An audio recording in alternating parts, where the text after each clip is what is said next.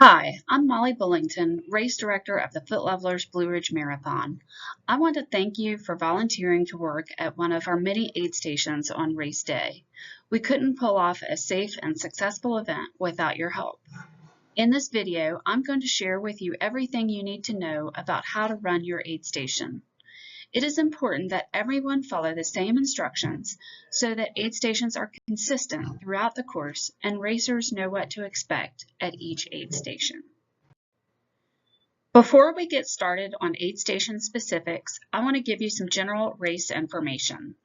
The start time is 7:35 a.m. and we have 6 different distances on race day. They are the full marathon, marathon relay, half marathon, 10K, double marathon, and the family 1-miler. Double marathoners, full marathoners, and relay marathoners wear a shade of red bibs.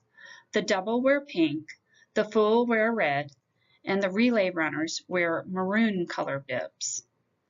The half marathoners wear yellow bibs. The 10K runners wear green bibs.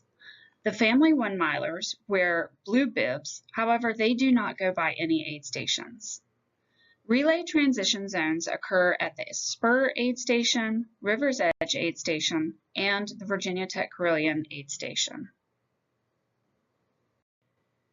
You should plan on arriving at your aid station at least 1 hour prior to the arrival of the first runner.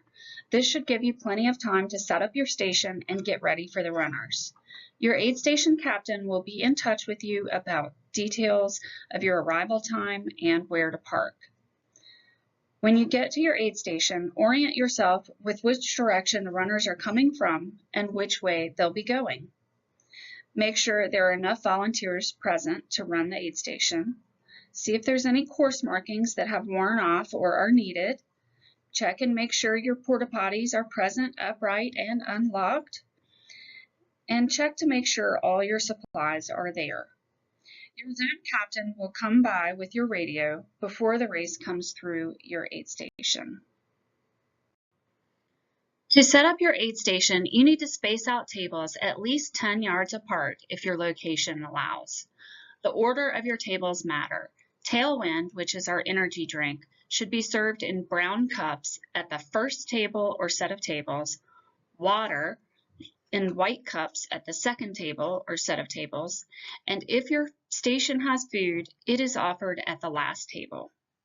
Label your tables with the provided signs so that runners can see them on their approach and know which table they should go to. Place your trash box lined with a clear plastic bag at least 25 to 50 yards beyond your station. If you have goo at your station, this needs to be offered to the runners at least 50 yards before the first table. 2 people can handle holding goo packets out for runners. The diagram at the bottom of this slide shows an ideal setup for an aid station. However, keep in mind that your aid station may be slightly different depending on terrain or turns in the course. When you fill your cups, the easiest and fastest way to do it is to put the cooler on the table and remove the lid. Using gloved hands, dip the cups in the cooler to fill them quickly. You should fill your cups only half full. Again, tailwind should be offered at the first table in brown cups. Water should be offered at the second table in white cups, and food is offered at the last table if you have food at your station. Cover the entire table with half-full cups, and if your station has extra cardboard or coroplast, use that to layer cups. Cover the entire table. Tailwind is the energy drink that we offer on course. You will have at least 1 or 2 coolers that will come pre-mixed with Tailwind. They will be marked with Tailwind stickers on the lid. When you need to refill your Tailwind coolers, mix 1 bag of Tailwind to 5 gallons of water. The easiest way to do this is to mix the bag of Tailwind with about half a cooler of water. Stir it until it's dissolved, and then pour the remaining water and mix to make 5 gallons total. If you are at an aid station that has a water source, only use the white drinking water hoses supplied by race management to fill your coolers.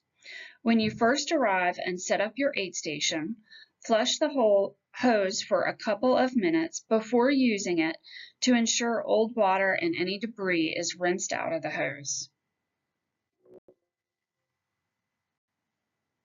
During the race is when the fun begins.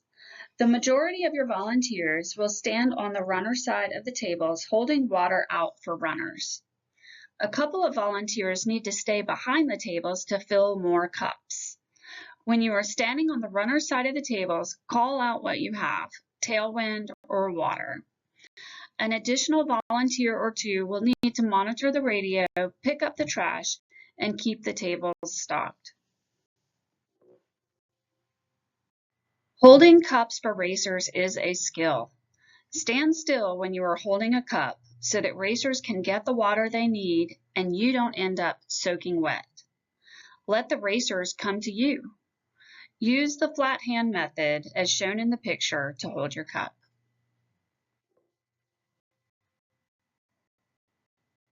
As you can imagine, when there's thousands of racers coming through your aid station, a lot of trash gets produced. We like to keep it as green as possible when we're dealing with trash. We have implemented a two-stage refuse collection where we collect compostable materials and trash.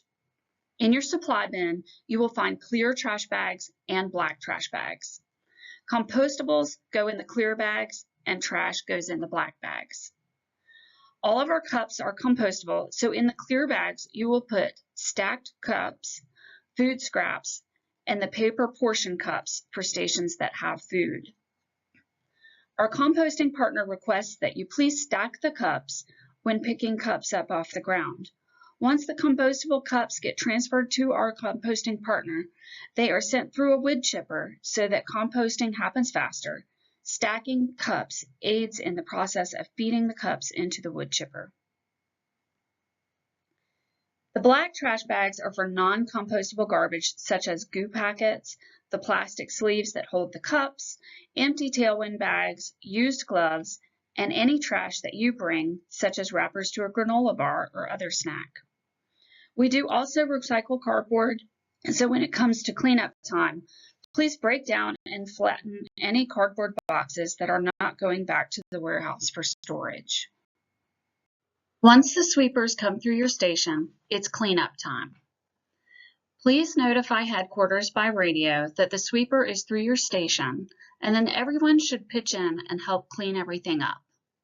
Your aid station captain needs to take a quick inventory of all the leftover supplies. Collect all the compost and trash and place it in the appropriate bags. Empty the coolers and 5-gallon jugs. While you're at it, rinse out the tailwind coolers with water. Consolidate the unused cups into cup boxes. Pack all the aid station supplies in the U-Haul and load compost, trash, and cardboard into the trash trailer.